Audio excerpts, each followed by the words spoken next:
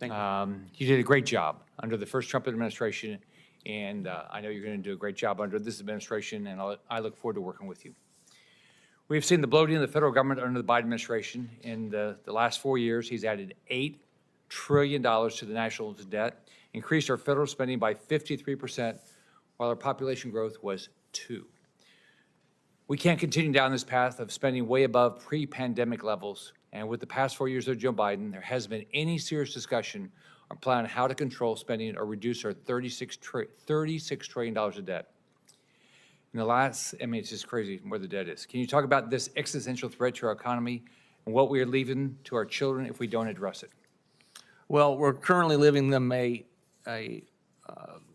legacy of debt and higher taxes if we don't deal with the fact that as a country we're spending too much. And that's one of the reasons that we have consistently in the first term put forward budgets that would address the fiscal situation, have common sense reform, savings, get a handle on the agencies that we think are wasting taxpayer dollars, and also to keep the economy growing. I mean, that's a part of what's necessary to balance the books. You've got to also have a dynamic accounting where you bring revenues in, and that's something that's going to be very, very important for this administration. I went to a drive-through restaurant the other day, and one of the ladies said to me, she said that she moved to Florida when I was governor because she thought she could get a job, and she clearly did. We added 1.7 million jobs, but she said the last 4 years with the inflation, she's finding it very difficult to survive. She's got 2 little kids. So what are some of the policies that could be implemented? Not that you haven't done this yet, but what are some of the ideas that President Trump could implement to start reducing inflation? Well, Senator, we're clearly going to address the spending side. The president's instituted and created DOGE in addition to OMB.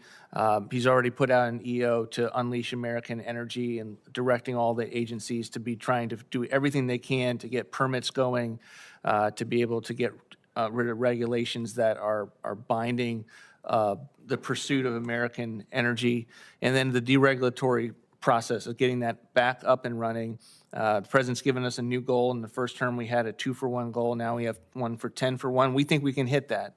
We overshot the first goal, and we fully intend to do our best to hit that goal. But those are all things that are going to be impacting the bottom line, the pocketbook of the person that moved to Florida for that precise reason. So if we don't, you've seen some of our Senator Ron Johnson's work he's put out, that how much the budget's just grown. If you look at inflation adjusted since Clinton, inflation adjusted after Obama, it's staggering how much it's grown.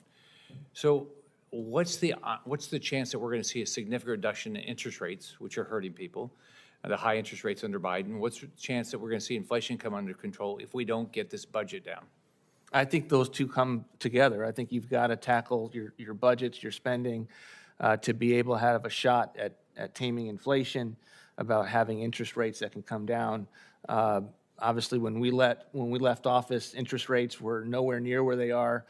The debt we spent $350 billion in interest payments the last year that I was there. We're now up to about $900 billion in interest payments beyond what we spend in defense. So this is the wrong trajectory that you want to be on, and we fully intend, if confirmed, for me to have a role in changing that course. So this is not the easiest job you had before. It's not the easiest job you're going to do again. Why do you want to do this? I mean, it's work to try to eliminate the cruel inflation and the impact on people's inability to buy a house because of interest rates and things like that. Why would you want to do this? Well, I think that I bring a particular expertise, having done the job before, that I want to be able to hit the ground running. And it's very rare that you have a chance to do a job better after thinking about it for 4 years. And I'm very thankful that the president has given me this opportunity, and hopefully I get through as a confirmed appointee.